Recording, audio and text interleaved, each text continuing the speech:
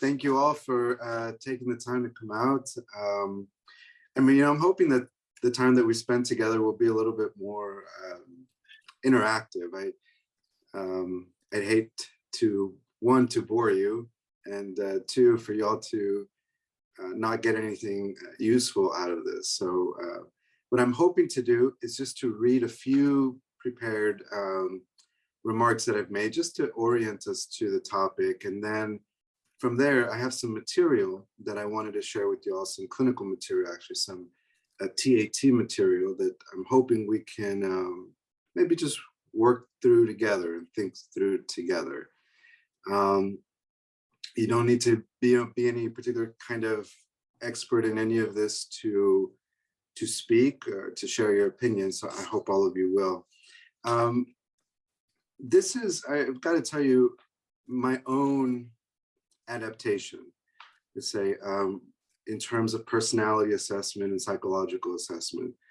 The way I was trained, I don't know if you all follow the same model, but I was essentially trained in that Austin Riggs Northeastern sort of way of assessing personality. So it has a long history, particularly with folks like David Rappaport and folks like that. And so it's a mix of American psychology along with psychoanalysis, in particular ego psychology and object relations. My adaptation is to put a Lacanian twist on it. So that's, I think, what's different here. But let me just read these remarks and we can get started. So the primary text, just in case you don't want to reference these that I used to put this together, Lacan's remarks on Daniel Lagache's presentation. You find that in the Decree, which is psychoanalysis and personality structure. And also I reference, for instance, Smith and Archer. So they have very important textbook on personality assessment, for instance. Also, you may have heard or read this article yourselves, but it's a chapter actually by Michael Grote and Jay Fowler in the Handbook of Clinical Psychology. And their chapter is a personality assessment using implicit or projective measures. And then from there on, I have some other works. If y'all are interested in them, I can provide you with these remarks as well, so y'all can reference them. But I want to start, or really raise the issue of personality. So what is personality? In order to understand the task set before us in conducting, so when we're going to conduct, let's say, a personality assessment, it's imperative to define the object of our attempted measurement. That is the so-called person, or his or her personality. Okay? So Smith and Archer argue that a personality is a set of covariant characteristics that persist over time and across circumstances. And that the aim of personality assessment is not the production of a particular index, for example, that of a general ability or full-scale IQ, but rather the interpretation and integration of multiple data points that produce a unified understanding of the person being assessed. As a result of this so-called unified understanding, differential diagnosis, the prediction of behavior, including relation to self and others, and the monitoring of treatment can be achieved. In other words, our field's current approach to personality assessment is a multi-axial approach that allows multiple types of data to be recorded and taken into account. This is why an integrated assessment report tends to have sections on thinking, emotional processing, sense of self, sense of others, likely response to treatment, et cetera, et cetera.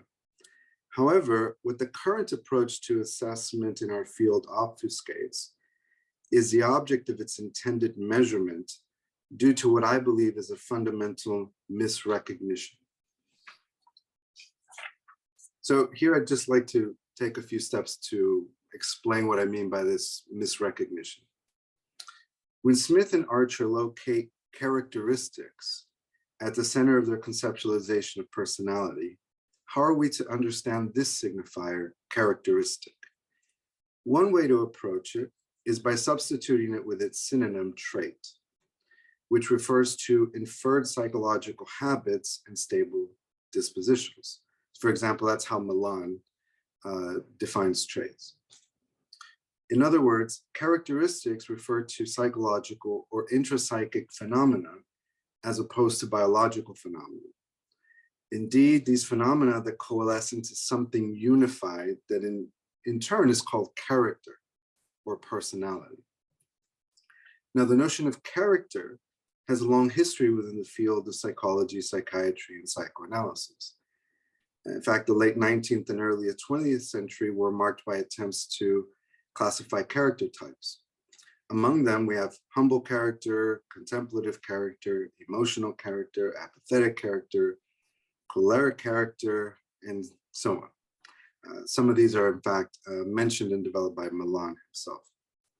Freud himself spoke of characters, and you probably know that Wilhelm Reich famously formulated his notion of character armor as well to signify a defensive response to psychosexual conflicts.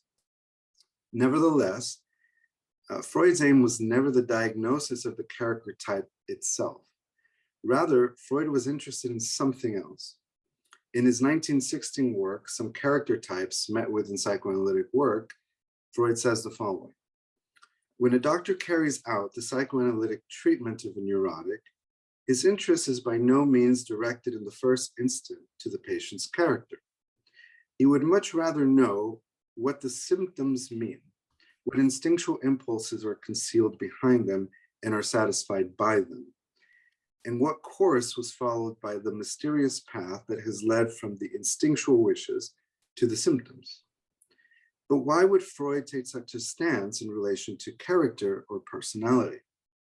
A clue is found a little later in the same work when he states, for a neurosis to be generated, there must be a conflict between a person's libidinal wishes and the part of his personality we call his ego, which is the expression of his instinct or self-preservation, and which also includes his ideals of his personality. Freud is positing something about character or personality that later analysts and theoreticians, argue with the exception of Lacan, would fundamentally misunderstand. Firstly, that a personality is not unitary. Okay. On the contrary, it has parts, and one of those parts is the ego. Secondly, that the ego, as part of the personality, is composed of ideals. Thirdly, that in order for someone to be considered, let's say, structurally neurotic, this necessitates a division within the personality as such. So therefore, the conceptualization of personality as a cohesive set of characteristics that persist over time is problematic, according to this, according to Freud's position. And I would argue according to the way that Lacan also thinks about the subject and subjectivity. Moreover, how do we reconcile ourselves to the idea that what we consider to be psychologically normative requires a split, a division in the personality, and what implications does this have for assessment, diagnosis, and treatment? So this is where I think that Lacan's remarks on Daniel Lagache's presentation are instructive. To state it simply, what the current field renders personality is in fact the structure of the ego, and what the true object of our assessment seeks to understand is not the ego as personality, but the subject in his or her division. You can take person and subject here as synonyms, although not exactly the same, but for simplicity's sake, you can do that. Within his remarks, Lacan stresses that the ego's rightful status in analytic theory, and most psychological practice, we could add, plays the function of misrecognition. Lacan is playing off of the French word méconnaissance, which is ignorance, and the hyphenation of the words connaissance, which is knowledge, and moi, or me. His critique is a reference to the often voiced idea that the work of therapy and psychoanalysis is to strengthen the ego or the self. Such ignorance, or méconnaissance, produces a false knowledge regarding the subject. In other words, the subject of most treatments and assessments becomes the ego instead of the subject proper. Therefore, what implications does this have for assessment, diagnosis, and treatment recommendations? Well, regarding assessment, what we want to know what is getting in the way of the subject's becoming. We should not assume that the presenting symptom is what impedes this becoming. On the contrary, the symptom is the subject's attempt at becoming. However, the symptom is influenced by the contours of the imaginary, the symbolic, and the real registers. Therefore, the particulars of each register will influence a symptom in a unique way. Our ability to recognize the subject's place of failure is what will provide us with an idea of structural diagnosis and consequently recommendations for treatment. So again, what our recommendations aim at is that which will grant a greater possibility for the emergence of the subject and not necessarily the amelioration of symptoms. The reason being that symptom reduction is more often than not aimed at resuturing the ego or personality, which in turn elides the subjective desire. So really what I'd like for us to talk about today is this basic idea is what is it that when we conduct, for instance, an assessment in which oftentimes we might call a psychological assessment, which tries to measure really in large part personality. What is it that we're actually measuring? Are we actually measuring what we think we're measuring? And if we're misrecognizing it, if we think we're measuring one thing, but in fact what we're seeing is something else, how can that skew? How does that end up skewing, for instance, our diagnoses, our recommendations, and how does that make things problematic? What I can tell you, I think, from having worked now for a number of years doing these kinds of assessments, more and more what I've seen over time are essentially these fundamental misdiagnoses. Even though we might sometimes get it right on the DSM side, what ends up happening is at the structural level, people are misdiagnosed all the time. And so the remarks that I'd like for us to keep in mind is one in particular is when I conduct an assessment, one of my fundamental questions is, what am I looking at? Am I looking at a division within the subject, which would in turn produce a normative structure, which already would place somebody, let's say, in the category of either a neurosis of some kind, even if it's a severe kind of neurosis, but is there a division there? Or is there a fragmentation? Because they're not the same. And I think that's fundamentally what we get wrong, is we equate division with fragmentation. And the idea is, this is, I think, why the idea of strengthening the ego has been particularly attractive, I think, for a lot of clinicians, is that there's this idea that there should be no division whatsoever. In fact, I think that's wrong. There is division. I think there must be division, but fragmentation is a different story. And so the question is, well, how do we recognize that?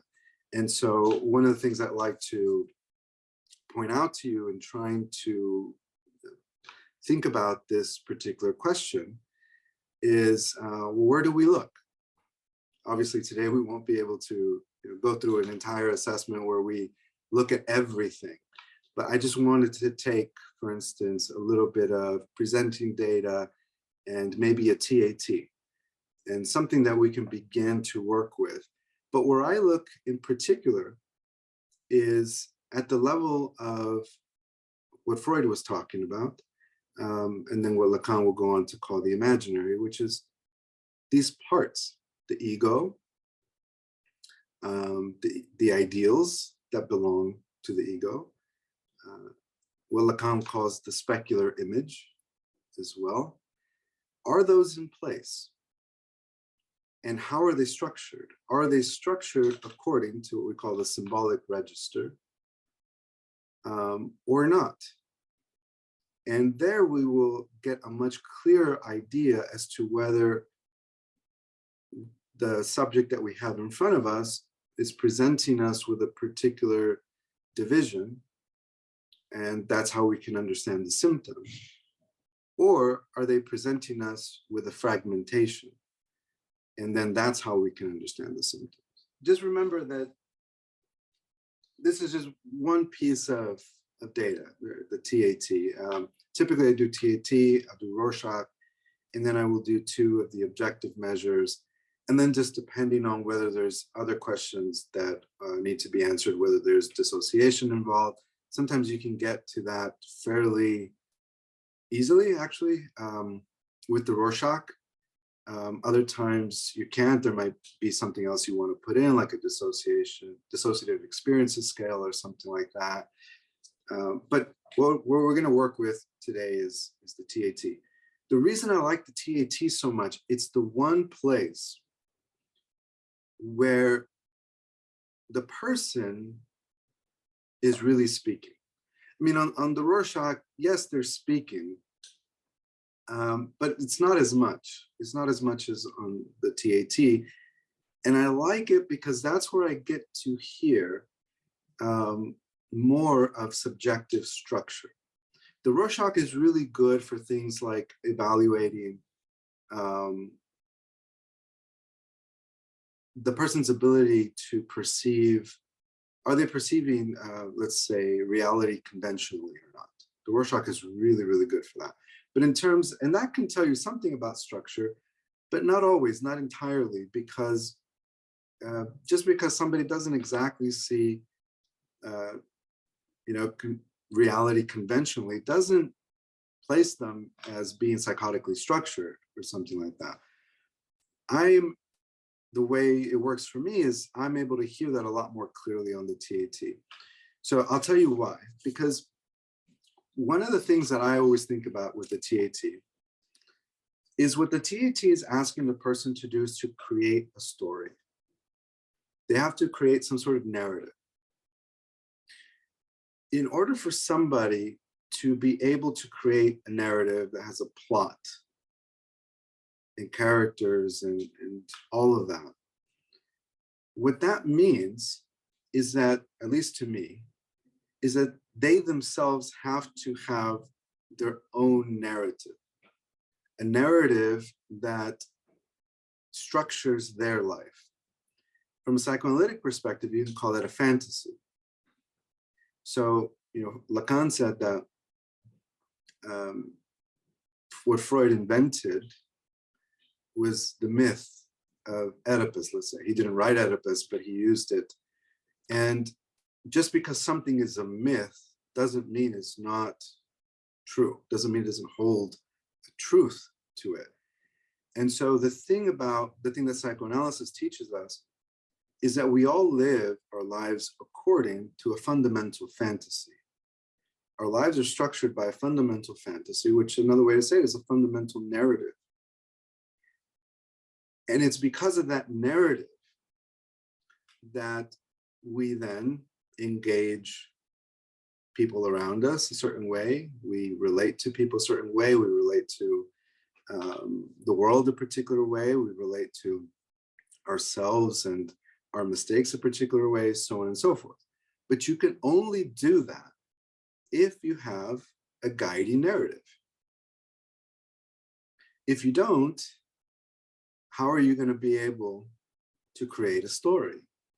So that's one of the reasons why I like this, because what you will notice is that there are people who cannot come up with a story. They just describe the TAT card to you, but they don't come up with a narrative. So that's a little bit of context. Maybe that helps us. All right, so I'll show you the sequence of cards that I use. I always use these same cards. And it's the sequence that I believe is Data Rappaport introduced at Austin Riggs. And one of the things that I like about it is it introduces a new card that isn't really a TAT card to begin with. But two, if you always use the same ones, you build up this inventory in your mind about sort of common stories and narratives, which is good, because remember that if the myth of Oedipus is what guides conventionality, then you should be able to hear across, in a random sample, assuming that that's true, you should be able to hear commonalities. And when you begin to hear large discrepancies from those, then it makes your ears perk up and you begin to wonder, well, what's the narrative guiding this? So I use, for instance, card 1 is always the first one. Then I use card 5. Then card 14. This is the one that's different. This is actually a Picasso painting that's used. It's the next one. This is my favorite one, by the way, because of Oedipal structure. Here then we've got card 2 that comes next. Then card 13 MF.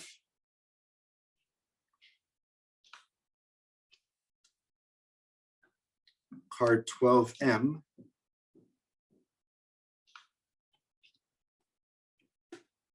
Card 18GF. And then, depending on if it's a male or a female, that will depend which of these last two I use. So the last card, if it's a woman, will always be 12F. And if it's a man, it will be 7BM. So I know this doesn't exactly, this is a little taste, of, I think, what can be done when thinking about psychological assessment, let's say, yes, from a traditional point of view in terms of the way that the old psychologists used to be taught. I mean, what I mean by that is sort of the psychologist that was much more psychodynamic, was in that sort of a tradition. But when you add Lacan and you nuance some of this, I think it gives you the potential for to hear different things and to see things from a different point of view.